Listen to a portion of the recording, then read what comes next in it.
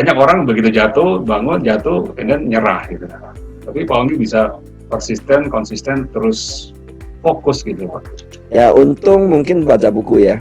Baca buku, dengarkan kaset terus gitu. Lingkungan juga, saya kan lingkungannya presentasi ketemu orang, sudah lupa dengan saya punya kondisi mungkin. Apa yang benar-benar udah deh, pokoknya terserah Tuhan deh gitu. Iya, pertama mungkin ada kaitan pada karakter saya juga gitu ya. Kalau saya sudah putuskan mau ini, saya kerjakan gitu. Saya kerjakan apapun rintangannya, saya kerjakan. The magical moment pada saat saya mulai bangkit secara finansial saya maupun kehidupan yang lainnya, saat saya menyerah pada Tuhan.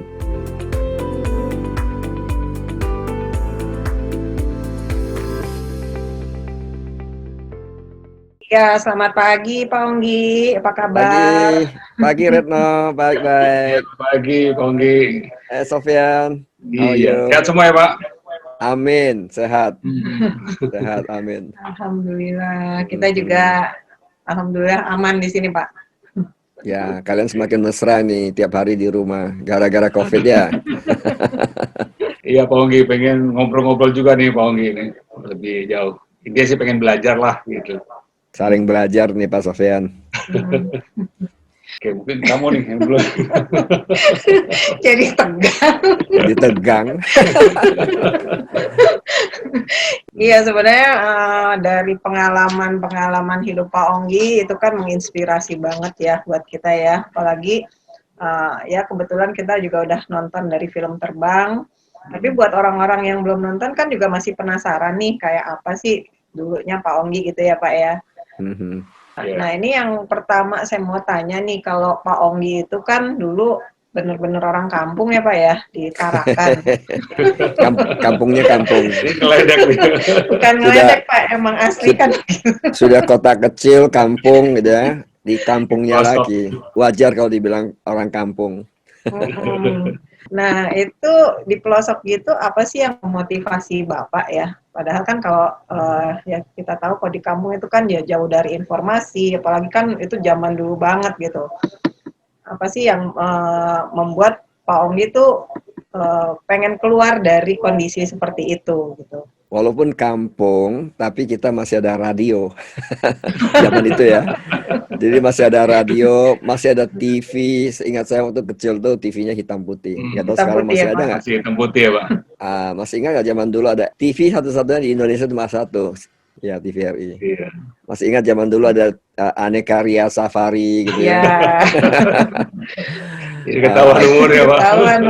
Ada Ateng, ada Iskak. Masih ingat nggak? Terus kalau nonton TV tuh habis mandi, bedakan gitu ya, apa di depan udah nungguin. Ya, zaman dulu saya belum punya TV, bahkan nonton TV ke tetangga. Iya, ke tetangga nonton TV. Kadang juga intip dari jendelanya aja gitu kan. Ya karena ada. Ya karena mungkin masih ada TV, masih ada radio, jadi tahulah perkembangan dunia sedikit. Dan zaman dulu kan saya juga suka gitu ya, ikuti dunia dalam berita. Ingat ya kalau di TV, dunia dalam berita. Dan jam 9 malam. Ya, jam 9 malam. Kemudian kalau radio saya suka dengar berita-berita, misalnya Voice of America, itu saya suka ikuti BBC London gitu ya. Walaupun desa tapi ikuti perkembangan dunia juga. Ya mungkin karena ikuti perkembangan itu akhirnya terinspirasi. Walaupun sempat dulu nonton film ada istilahnya ibu kota lebih kejam daripada ibu tiri gitu kan.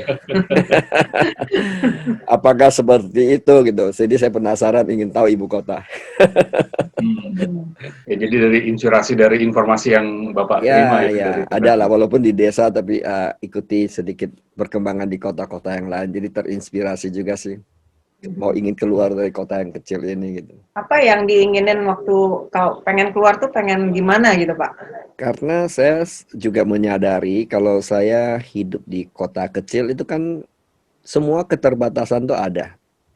Ya, kan salah hidup di kota kecil ya. Dia teman-teman masih tinggal di kota Tarakan is fine-fine aja. Bukan berarti itu dosa atau salah gitu. Tapi buat saya waktu itu saya melihat bahwa kalau saya mau berkembang ke lebih jauh, fasilitasnya terbatas.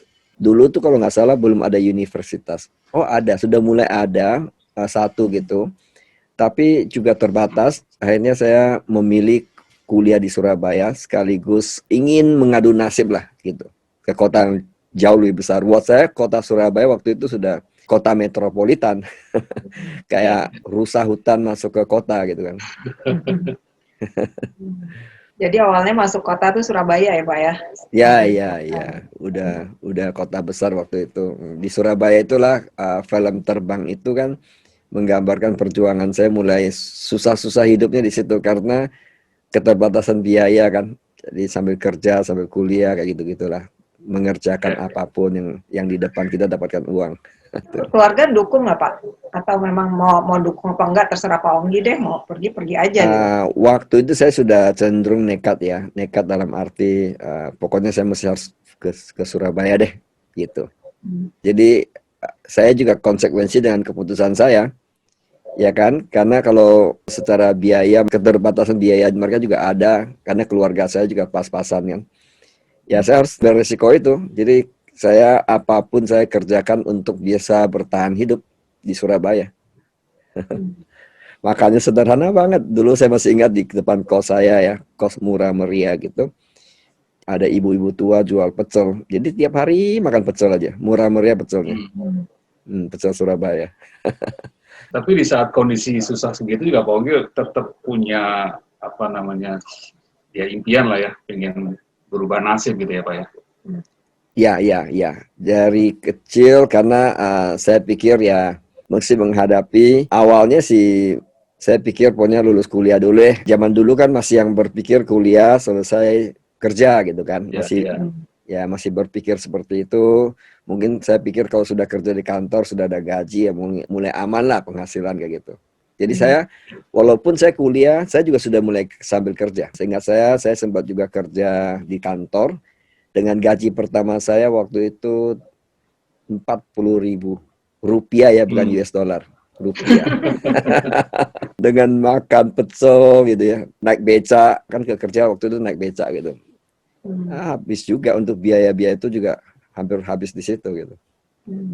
Ya, tapi lumayan lah bisa ada minimal makan pecel kan bisa bayar gitu ya. Naik beca bisa bayar. Ke kuliah naik bemo waktu itu. Kalau Surabaya namanya bemo.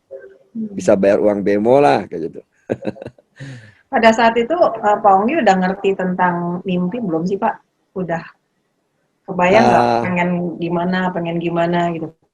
Waktu itu cuma terbayang ingin hidup lebih baik gitu ya, ingin berubah hidup lebih baik, tapi tidak bermimpi yang seperti sekarang ini. Saya kenal mimpi itu, maksudnya mimpi saya benar-benar digali pada saat saya masuk ke MLM di tahun 1992. Nah, disitulah saya mulai menggali impian saya, mulai digali lah oleh senior saya, oleh mentor saya, oleh sistem di sana juga menganjurkan kita kalau mau berhasil di bisnis ini, kita mesti tahu kemana kita pergi, goal kita apa, dream kita apa. Nah, waktu itu mimpi saya sederhana sih. Goal saya waktu saya masuk ke bisnis itu, saya udah bosan kerja di kantor. Waduh, masa depannya kalau di kantor seperti ini gitu ya, stressful, hampir nggak punya waktu gitu. Saya lihat dulu saya mau cuti aja susah gitu ya, dapatkan cuti, kadang sudah diizinkan cuti sampai hari hanya nggak diizinkan lagi kayak gitu-gitu. Saya merasa bahwa ini bukan dunia saya lah. Akhirnya saya mau keluar dari situ supaya punya kebebasan karena saya lihat upline saya kok bisa terbang sana terbang sini, menginspirasi saya banget lah waktu itu. Saya mau sih kalau hidup seperti ini gitu ya. Jadi impian masa kecil saya tergali. Waktu kecil kan waktu kita belajar ilmu bumi, saya tahu zaman Pak Sofyan sama Bu Retno ini ya, masih ilmu bumi atau sudah geografi gitu. Geografi kita Pak. Oh ya. Itu Indah ini kasih tahu beda zaman gitu. Nah, zaman kita belajar ilmu bumi kan peta-peta dunia gitu ya. Terus belajar juga tentang di Indonesia ada apa Borobudur, di Cina ada Great Wall gitu ya, di India ada Taj Mahal. Jadi waktu itu kan kita hafal tuh 7 keajaiban dunia. Saya pikir, waduh, nanti saya dewasa ya, saya mau ke tempat 7 keajaiban dunia ini deh gitu. Impiannya waktu kecil. Kebayang nggak Pak, itu memang ada keyakinan itu bakal terjadi Pak saat itu Pak? Waktu saya mulai nempel impian saya, dream board gitu, saya entah kenapa kok bisa begitu percayanya akan terjadi. Termasuk rumah saya tinggal sekarang ini kan, kalau saya tidur tuh lihat ke depan tuh lapangan golf.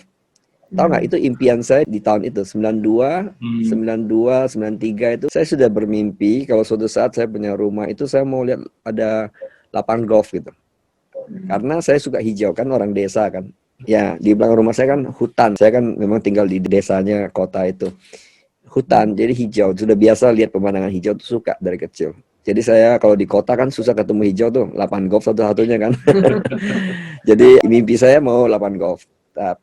Dan entah kenapa saya kebayang terus lapangan golf, dan thanks God sekarang terjadi gitu ya. Termasuk ke Taj Mahal, Great Wall juga terwujud dari bisnis ini. Terjadilah impian, puji Tuhan, thanks God gitu. Oke, kalau lihat di film terbang itu kan prosesnya saya sih teramaze Pak kalau bahasa sekarang ya. Karena kan jatuh bangun gitu. Itu bagaimana kok bisa bertahan Pak? Maksudnya banyak orang begitu jatuh, bangun, jatuh, dan nyerah gitu. Tapi Pak Onggi bisa persisten, konsisten, terus fokus gitu Pak. Dan apakah itu juga, karena kan Bapak udah masuk di MLM-nya ya? Atau Ya, belum pada saat itu apa? sudah. Lingkungan itu sangat berpengaruh ke Bapak untuk tetap fight?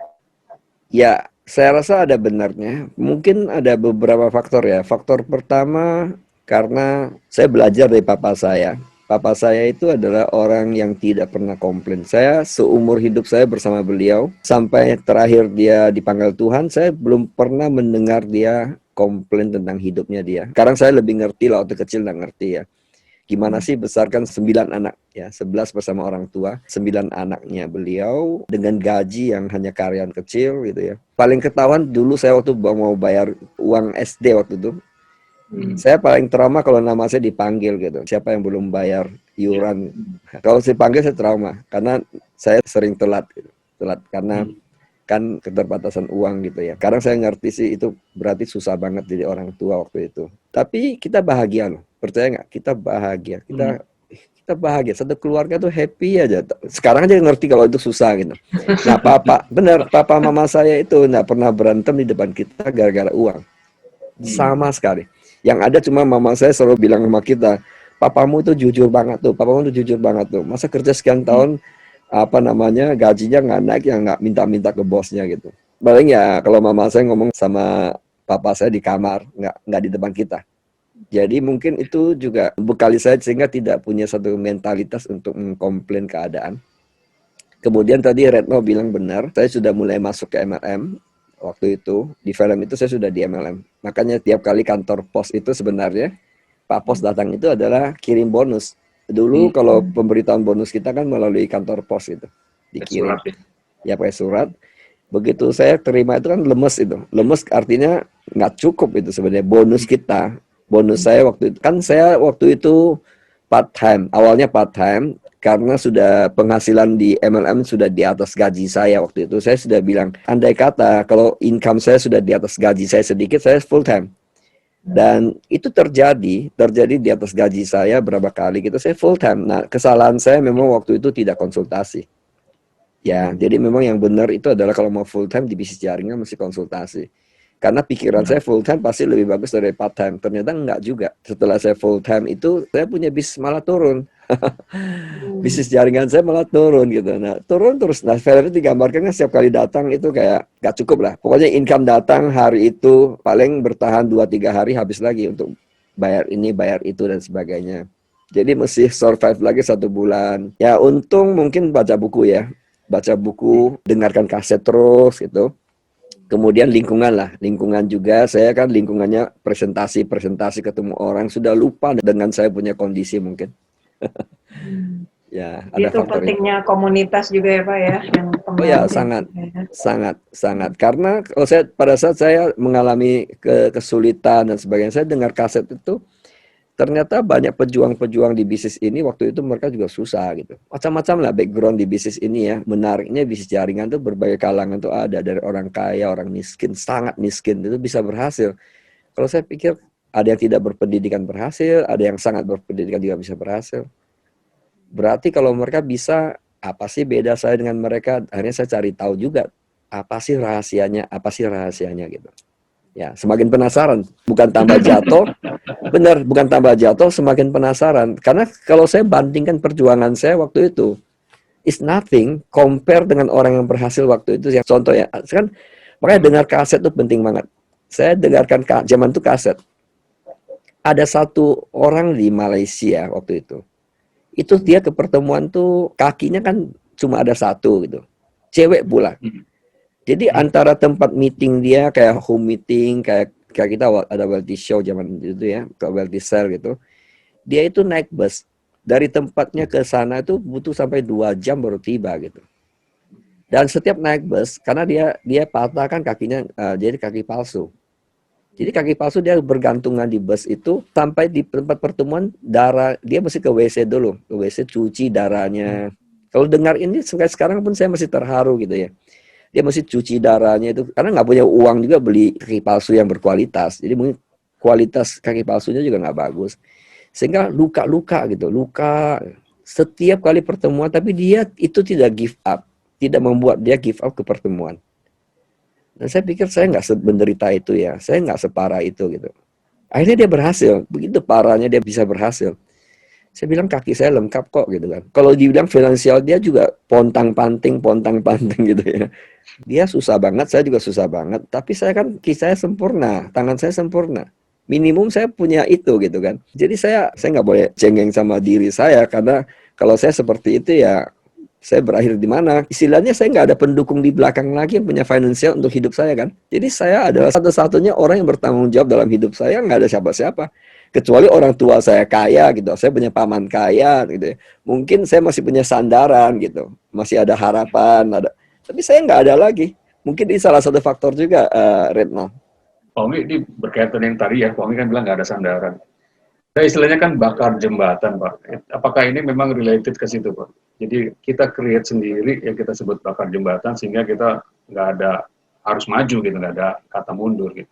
Apa Ya, seperti itu, Pak? sebenarnya itu ada benarnya loh bahwa bakar jembatan itu secara mental ya, bahwa itu sebenarnya very good. Karena dulu kan perang gitu ya, dulu digambarkan ada seorang jenderal gitu bahwa begitu dia mendaratkan kapalnya dia bakar semua. Gitu.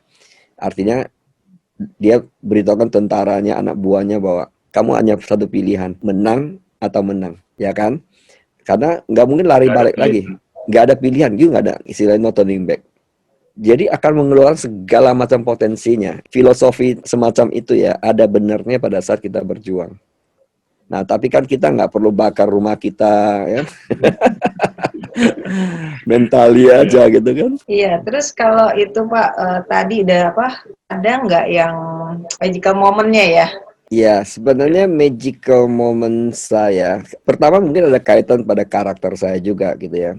Saya kalau sudah buat komitmen, memutuskan untuk sesuatu, biasanya saya agak ngotot orangnya. Pokoknya kalau saya sudah putuskan mau ini, apapun rintangannya saya kerjakan. Makanya akhirnya jatuh bangun. Tapi saya merasa bahwa nggak benar juga dengan hanya mengandalkan kekuatan sendiri gitu ya. The magical moment pada saat saya mulai bangkit secara finansial saya maupun kehidupan yang lainnya. Saat saya menyerah pada Tuhan. Ini benar. Karena saya sudah merasa bahwa kok hidup seperti ini ya. Nggak ada jalan keluar. Bisa bayangin nggak? Saya malam gitu ya, mau makan apa nggak ada uang di kantong. Itu sudah married, sudah berkeluarga sama istri saya. Malam mau makan nggak ada duit loh. Kira-kira stres banget nggak? Tipe saya juga bukan tipe yang ke orang minta pinjam uang gitu ya. Kecuali saya pinjam sama kakak saya, iya gitu. Saya kalau pinjam uang sama orang-orang yang bukan keluarga gitu, saya mungkin agak tabu buat saya. Jadi saya gengsi atau apa, I don't know lah. Tapi saya nggak mau. Itu rasanya saya nggak ada sandaran tadi kan. Jadi di satu sisi saya kan orang yang ngotot. Kenapa saya sudah ngotot sekian lama? Yang ada terjadi tambah jatuh. Sampai suatu saat saya sudah entah kenapa sudah kayak tidak ada jalan yang lain gitu. Saya koskan waktu itu kos sama istri saya. Saya masuk di kamar, saya kunci kamarnya gitu. Entah kenapa saya bisa kayak menyerahkan pada Tuhan. Saya bersujud, angkat dua tangan saya bilang Tuhan tuntun saya apapun caranya saya taat. Saya belajar taat, saya nggak mau hanya andalkan kekuatan saya sendiri. Entah kenapa saya nangis. Waktu itu nangis, nggak ada henti-hentinya. Saya nggak punya maksud mau nangis. Tapi nangis saja. Nangis, tapi puas gitu. Puas dalam arti setelah nangis itu kayak lega. Tapi sejak itulah kan kondisi saya mulai ada solusi. Dan saat itu saya mulai taat gitu ya. Taat. Dan sampai hari inilah. Kalau orang Kristen kan ada Alkitab ya. Saya sejak itu baca Alkitab tiap hari sampai hari ini. Ya, mungkin dari sisi spiritual saya tidak andalkan kekuatan saya. Jadi saya mau kerjakan apapun saya selalu doa. Ya mungkin dari itu secara spiritual Tuhan mengirim orang-orang baik ya. Termasuk Sofian dan Retno buat saya itu adalah kiriman Tuhan. Benar-benar. I mean it. Semua teman-teman saya di divisi jaringan buat saya adalah kiriman Tuhan gitu. I love them gitu. Serius. Ya, Pak Ongge juga berkat buat kita, Pak. Iya. Ini juga kiriman Tuhan juga, Pak. Ya, itu saya percaya itu. Saya sangat percaya. Jadi saya sekarang ya, ini sharing aja Pak Sofian sama Bu Retno. Kalau saya divisi jaringan, saya nggak mau seleksi orang gitu. Zaman dulu ya, ini orang baik nggak ya? Ini nanti gimana nggak? Kayak gitu, ada self talknya banyak, curiga nanti gimana gitu. Sekarang saya nggak. Sejak saya pasrah gitu ya, saya nggak. Saya biar Tuhan yang seleksi aja. Bener. Saya nggak mau seleksi. Karena saya seleksi, saya manusia. Saya kan berapa kali juga ketipu gitu kan. Maksudnya ketipu ya artinya apa kurang seleksi gitu kan. Tapi tetap aja bisa tertipu. Nah tapi kalau serahkan pada Tuhan, Tuhan seleksi. Orang mau nipu saya juga sekarang Tuhan sudah pilih. Singkirin dulu mungkin gitu kan. Ya kayak gitulah apa namanya. Lebih baik begitu. Jadi kita sama orang nggak perlu curiga. Ya hati-hati iya gitu kan. Kan tetap ada hati-hatinya. Dalam berkomunikasi kan kita ada feeling juga. Kalau ada feeling nggak ini ya kita lebih hati-hati. Tapi nggak curiga. Nggak ada khawatiran dan sebagainya. Nyaman. Jadi saya bangun jaringan sejak saat itu sampai sekarang. I feel very free. Tiap pagi, tiap malam. Selalu saya doa bahwa Tuhan kirim orang-orang baik dalam hidup saya, dalam bisnis saya kayak gitu. Jadi saya percaya sekarang bahwa kalau orang berpartnership dengan saya, berarti ini orang baik. Siapa yang seleksi? Ya Tuhan sudah seleksi. Sederhana seperti itu. Jadi nggak ada kekhawatiran lagi ya Pak ya sejak ada. serahin semua ke Tuhan ya. Ya paling enak hidup seperti itu. Even COVID sekarang kan orang bilang stres gimana. Mau stres gimana gitu. Kalau Tuhan bilang belum saatnya selesai, ya mau stres sendiri percuma gitu. Taat aja. Tapi kan kita tetap berjuang, ya kan? Kita tetap berjuang dalam arti kita juga bisa punya akal lah. Seperti sekarang kan kita juga bisa Zoom, ya kan? Kita juga bisa presentasi orang melalui Zoom. Bukan berarti pasrah sama Tuhan itu sudah nggak kerja apa-apa. Itu memang film yang kemarin kan belum selesai itu Pak ceritanya. Bakal ada terbang 2 atau gimana tuh Pak? Seri kedua. Ya mungkin sutradaranya bilang ini ceritanya nggak cukup ini kalau mau lengkap. Jadi ya kita lihatlah kalau Tuhan izinkan mungkin seri 2-nya akan ada kalau Tuhan izinkannya. Ya saya sih maunya gitu karena kasihan penonton. Benar-benar. Bikin ini sendiri, bikin apa skenario sendiri nanti penontonnya Pak. Ya kan penonton kan istilahnya mau reward ya. Kalau kita nonton film kan jagonya harus menang gitu kan. Kalau jagonya kalah. Kalau jagoannya kalah di akhir film itu rasanya menyesal gitu. Kenapa sih kalau jagoan saya kalah gitu kan. Jadi jagoannya masih menang gitu. Ya rewardnya belum ada karena film itu lebih banyak menggambarkan perjuangan-perjuangan. Terakhir pun lampu mati pula gitu kan. Kok sudah selesai. Ya belum ada reward. Jadi seri kedua mungkin lebih ke arah rewardnya lah kalau Tuhan izinkan itu terjadi. Memang setelah proses itu mulai terjadi pertumbuhan yang signifikan ya Pak ya. Walaupun memang prosesnya belum selesai, tapi mulai ada titik terang. Ya itu titik terang sudah mulai. Waktu beli AC itu di Jakarta, saya itu true story. Di bootcamp kan saya juga sering men-sharingkan ini kan bahwa pada saat saya pindah ke Jakarta itu tinggal di kamar yang kecil, gelap gitu ya. Maksudnya AC-nya nggak ada. Anak saya sampai sekujur tubuhnya keluar biang keringat. Jadi pada saat saya berjuang keras beli AC itu adalah titik awal, titik mulai lah bahwa ada titik terang dalam hidup saya. Buktinya AC sudah bisa beli gitu ya. Ya sejak itu mulai, akhirnya saya bisa beli rumah pertama saya di Sentul, ya my dream home di situ. Dari situ saya akhirnya pindah ke Sentul. Investasi untuk training sampai ke luar negeri itu kan banyak banget Pak. Nah itu kapan Bapak benar-benar ngelihat itu sebagai kebutuhan sampai dikejar ke luar negeri gitu hanya untuk training dan dengan harga yang ya lumayan besar gitu kan investasinya. Ya, saya mungkin start dengan cara yang benar ya, dalam arti untuk khususnya dalam hal pengembangan kepribadian atau personal development, saya benar-benar sangat fokus di situ karena saya tahu bisnis ini ya, bisnis jaringan itu menyangkut manusia. Kalau menyangkut manusia itu berarti sayanya harus dibenahi. Karena dari senior-senior saya juga sering bilang bahwa bukan orang lain, masalahnya bukan di masalah orang lain, masalah di masalah kita gitu. Nah, saya masih ingat tuh satu cerita yang sederhana tapi itu menginspirasi banget ya. Jadi ceritakan seperti ini. Jadi ada seorang tua gitu ya, kumisan, jenggotan, mulutnya hampir nggak kelihatan gitu. Ada kan orang gitu ya, tutupin semua gitu. Jadi suatu hari dia makan sesuatu itu ada terasinya. Nah, namanya terasi kan lengket juga di kumis-kumisnya. Terasi itu kan bau ya. Jadi dia masuk di kamar ini, dia komplain kamarnya bau. Dia ke kamar berikutnya komplain kamarnya bau. Kemanapun dia pergi dia komplain bau. Nggak ada yang bagus. Semua yang dia cium itu bau. Nggak ada yang harum. Nggak ada yang wangi. Jadi dia kemanapun dia akhirnya komplain terus. Ternyata sumber masalahnya ada di kumisnya kan. Yaitu terasi yang lengket di Terasi yang dalam. nempel di kumis. Ya, di kumisnya dia. Nah, sebenarnya itu mengilustrasikan hidup manusia itu gitu. Tapi cerita itu waktu itu ya, mungkin ini klasik lah cerita, mungkin di mana-mana orang juga sering dengar. Walaupun ceritanya klasik gitu ya, tapi itu juga menyadarkan saya berarti kalau ada apa-apa nggak bagus di sekitarnya, mungkin kita mesti cermin dulu ya. Misal contoh waktu itu kondisi keuangan saya nggak oke, saya nggak pede dan sebagainya. Saya koreksi gitu. Koreksinya melalui mana?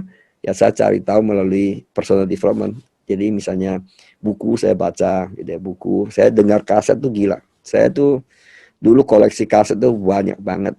Waktu tinggal di Sentul, rayapan sama istri saya dibuang semua. Saya akhirnya banyak juga ikut training-training di luar bisnis jaringannya.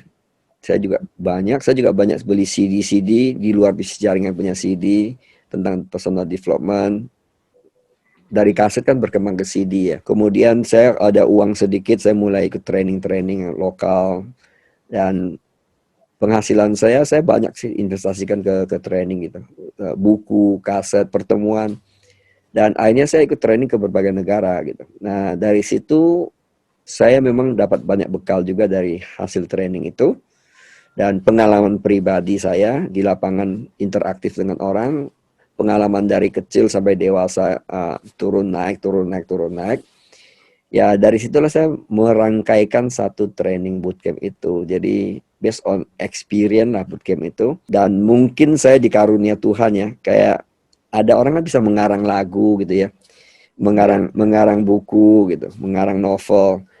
Mungkin saya dikasih kemampuan Tuhan untuk merangkai training. Buat teman-teman yang sudah pernah ke bootcamp, ke AM2, network camp gitu ya, mentor camp, dan camp-camp yang lain. Bootcamp 2, rata-rata kan hasilnya kata teman-teman sih dahsyat-dahsyat semua dampaknya gitu. Nggak tahu untuk kalian. Memang dahsyat. Nah, karena saya dikasih karunia Tuhan. Dikasih karunia Tuhan untuk merangkai training itu gitu. Mungkin karena terlatih juga berbagai macam training ya. Terlatih dari situ juga, terlatih juga pengalaman hidup maupun top down dari kaset lah, top down dari pertemuan, buku, itu membentuk mungkin.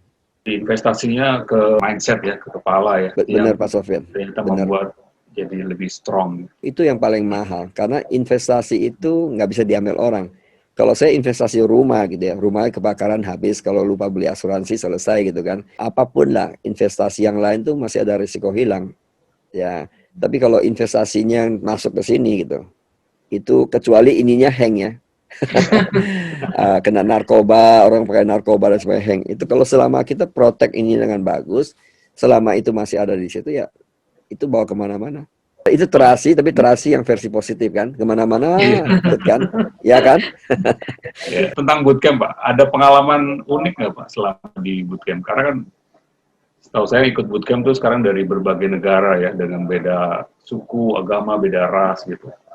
Ada satu yang unik nggak Pak yang Bapak alami ya selama pengalaman di bootcamp? Kalau unik tuh banyak ya, banyak. Uniknya khususnya dari proses melihat masyarakat gitu ya, baik Indonesia maupun dunia. Contoh aja lah, ini menurut saya unik. Kita kan ada proses anak sama orang tua kadang gitu ya. Kadang-kadang saya lihat kakek gitu ya, nangis, nangisnya luar biasa, sakit hati. Dia kan pernah jadi anak juga kan, walaupun dia kakek kan.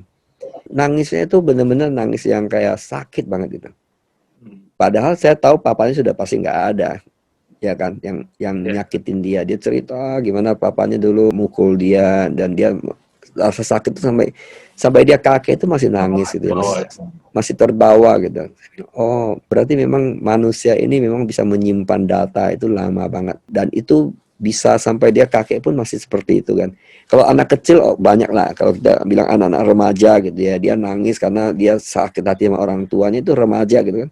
Tapi saya lihat kalau ini sudah kakek-kakek loh, 60-an gitu. Itu bukan satu kali, sering. Dan yang seringnya itu bukan hanya Indonesia aja, negara manapun sama loh. Kadang-kadang kan kita ada teman-teman dari Eropa sana juga begitu gitu ya. Amerika juga ada yang gitu, Australia juga, Afrika yang badannya gede-gede itu, ya umurnya sudah sekian itu juga sama. Wah, dunia itu memang kayak gitu ya. Unik. Kalau uniknya banyak, ada yang aneh-aneh lah kejadian di bootcamp itu orang sembuh. Ya kan, mana nyangka gitu. Contoh aja ya, contoh. Ada orang kerasukan setan gitu, dia sembuh gitu. Aneh kan? Supernatural. Ya, kan aneh. Katanya dia dulu ditanami oleh orang tuanya, kakek neneknya. Tapi itu dia merasa bahwa dia nggak mau nyimpan itu gitu. Hilang. Aneh kan? Ya. Ya, kan aneh. Padahal kan kita bukan kiai, bukan ustadz, bukan romo, bukan pendeta yang ngusir roh-roh jahat itu kan. Dan itu padahal tujuannya hanya datang ke training ya Pak ya. Ya, yang bersangkutan juga nggak kebayang itu. Jadi banyak. Ada juga yang aneh, orang ketergantungan oksigen sembuh gitu kan. Aneh kan? Ada orang lata sembuh gitu kan. Bener loh. Lucu-lucu kan? Ya, takut ketimun gitu. Ada yang trauma timun kan, kalian juga pernah lihat kan, sembuh gitu. Lucu-lucu. Ya memang banyak miracle terjadi di dalam training itu. Ya. Di luar dugaan kita lah. Pak Onggi, nah ini kan sekarang Pak Onggi lagi ya misalnya udah menikmati semua ya yang impian-impiannya itu, dan pastinya kan ada impian-impian lagi gitu. Nah untuk mencapai itu Bapak masih ngalamin challenge nggak Pak? Oh ya. Pasti. Ya, saya rasa selama kita masih bernafas ya, selama kita masih ada dream, masih ada visi yang kita mau capai, nggak ada yang mulus lah. Saya nggak yakin itu kalau orang langsung begitu tuh, saya sih nggak yakin ya. Kalaupun ada yang begitu, dia juga cepat jatuh gitu. Tapi kalau mau bilang konsisten langgeng itu, yang benar adalah melalui proses. Dan saya belajar pribadi, saya juga lihat bahwa ternyata prosesnya dibutuhkan. Yang lalu kan, minggu lalu kalau nggak salah ya, saya bahas tentang 95% dan 5%. Nah, banyak orang kadang-kadang mengalami 95% bagian yang diproses itu dia nggak nyaman. Dia akan kembali ke comfort zone-nya dia gitu. Nah, manusia kan kalah di proses 95% itu. Kalau 5% itu kan bagian yang mati, kesuksesan. Dalam bisnis kita ya, sponsor orang join, dapat bonus kita lagi naik, jaringan kita bertumbuh, itu kan daerah 5%. Nah, 90% itu kan yang dihina orang, kadang ditolak orang. Kayak saya waktu misalnya contoh, tiap bulan tunggu bonus datang, habis lagi. Itu kan bagian 95% itu. Itu nggak nyaman banget, ya kan? Makan juga pas-pasan, itu nggak nyaman. Dan kadang pulangnya malam-malam ya, bahkan sampai pagi-pagi. Itu kan bagian yang tidak nyaman. Belum lagi konflik dengan upline, konflik dengan domain salah paham. Itu kan bagian yang tidak nyaman. Maksudnya tidak nyaman itu gimana sih kita harus punya strategi kalau kita tahu bahwa kunci keberhasilan itu harus melewati itu, tangga itu istilahnya. Nah, kalau saya tahu itu, berarti saya harus belajar dong. Gimana saya set mindset saya masuk ke dalam 95% dan saya tahu itu harus saya lewati. Saya harus nikmati. Ini yang tidak mudah. Sekarang saya semakin menikmati semua proses. Apapun saya nikmati aja. Serius, I mean it. Karena saya sudah sampai satu level, saya sudah percaya dengan satu prinsip ini, everything happen for good reason. buat orang baru enjoy the process tuh jadi ini Pak, jadi momok. Ya. Mungkin Sampai satu kalau level dia paham, akhirnya bisa kalau dia berjalan. momok ya, kalau dia anggap itu momok, itu berbahaya buat masa depannya dia loh. Serius. Karena dalam hidup kita nggak tahu loh apa yang terjadi next minutes ya kan.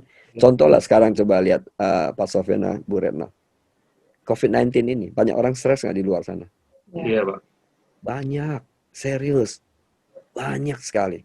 Tahu nggak? Yang saya serem justru after COVID-19 yang masih hidup ini.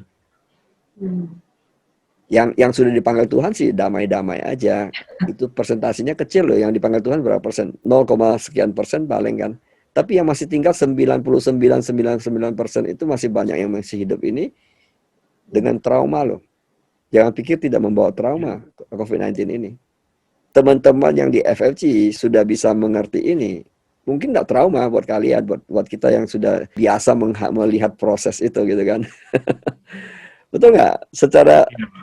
Secara mindset, saya lihat misalnya contoh Sofyan dengan Retno, nggak ada perubahan tuh wajahnya. Bahkan sekarang lebih fresh. Bener loh, saya lihat Sofyan fresh tuh wajahnya, Retno fresh aja. Ya Pak Onggi, kalau boleh tahu Pak, misi visi Pak Onggi ini sekarang apa Pak? Salah satunya berkaitan dengan energi tadi dan buat ke masyarakat. Saya terus memikirkannya, benar. Saya sekarang banyak waktu untuk memikirkan, bukan hanya memikirkan juga terus berdoa dan terus berjuang juga mencari. Saya maunya teman-teman di FFG itu mendapatkan sumber passive income lebih dari satu. Tapi tidak mengganggu bisnis jaringan. Ya. Nangkap ya? Jadi karena kalau kita banyak source of, sebenarnya prinsip dalam finance itu orang harus punya banyak sumber penghasilan gitu. Ya, kalau mau stable dia secara finansial, dia mesti banyak sumber penghasilan. Tapi saya mau kalau teman-teman di FFG itu menikmatinya bukan sumber penghasilan yang datangnya dari active income, tapi semua bentuknya passive income. Keren loh Pak. Penting, karena passive income itu contoh sekarang krisis. Sekarang kan benar-benar secara ekonomi dunia itu katanya yang terburuk sepanjang berapa puluh tahun mungkin lah, bahkan ratus tahun mungkin ya. Itu adalah krisis ekonomi yang terburuk saat ini. Nah, buat orang-orang yang andalkan active income, sekarang kan kewalahan semua. Ya, mungkin kalau saat ini kita bicara passive income, active income, orang lebih nge ya. Lebih nge-nya tapi benar juga ya. Kalau dulu kan orang masih pikir, oh saya sehat, oh saya kondisi oke kok. Tapi sekarang mau sehat pun percuma gitu. Maksudnya secara ekonomi ya, tetap kena juga gitu kan. Banyak toko masih tutup gitu ya. Banyak restoran juga walaupun buka tapi nggak boleh orang makan di situ. Pasti itu mempengaruhi omset lah, ya kan. Dampak dominonya kemana-mana ekonomi itu.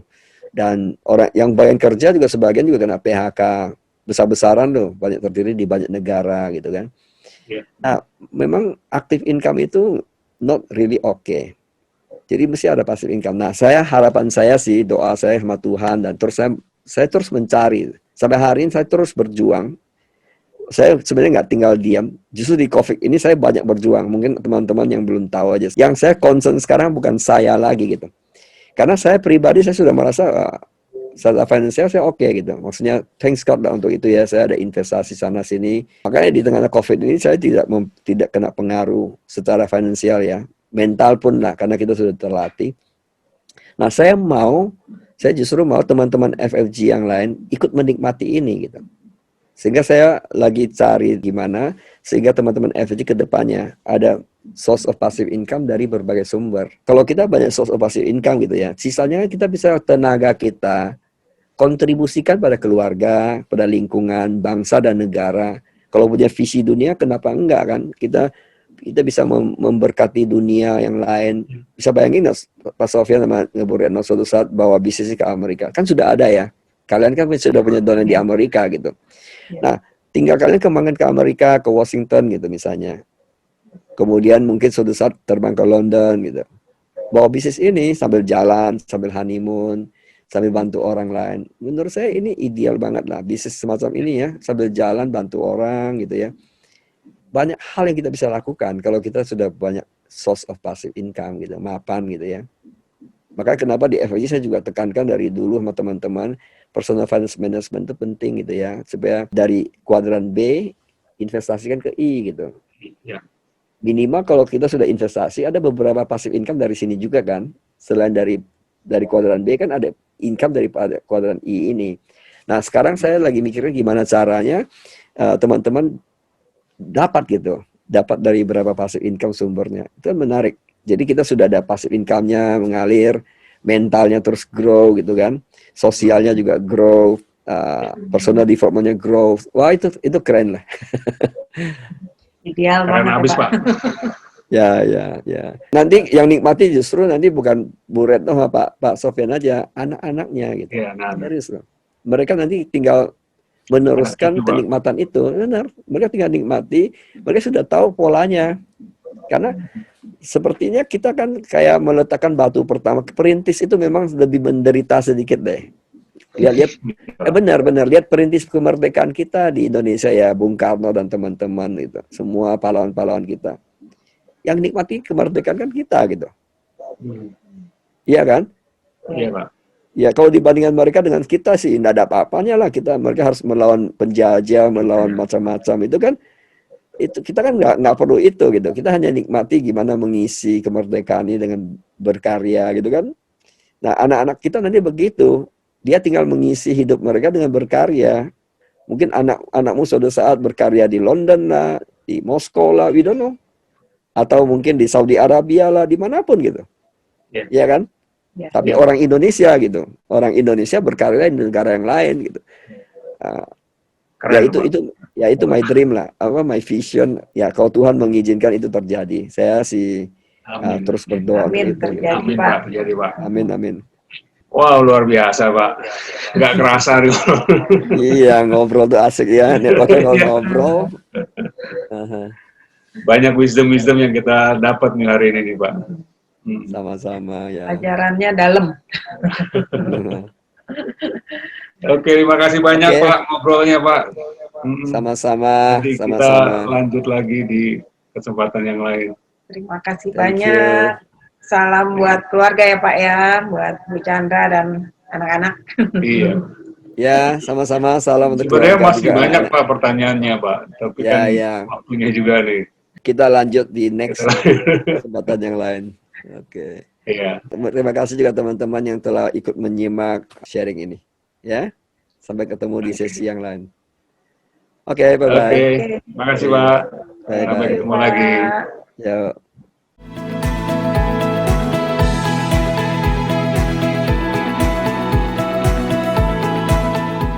Pak Onggi pernah nggak sih ngalami satu titik di mana Bapak mau menyerah, tapi Bapak tetap fight, go on, dan Bapak teruskan? Saya pribadi sangat yakin, mau ditanya networker sesukses apapun, di titik tertentu mereka pasti pernah terpikir mau menyerah. Termasuk saya gitu. Jadi semua hal itu tergantung mindset kita bagaimana melihat. Saya pernah baca itu dari Warren Buffett ya Pak, dia bilang kalau kita tidak menghasilkan income di saat kita tidur, berarti kita akan kerja seumur hidup Pak. Kalau kita masih membarterkan waktu kita untuk menghasilkan uang, sampai kapan kita bisa berhenti? Contoh COVID-19 ini ya, di tengah COVID ini malah berkembang kan bisnismu kan, sampai ke negara yang lain. Nah ini yang dimaksud dengan kerja pintar.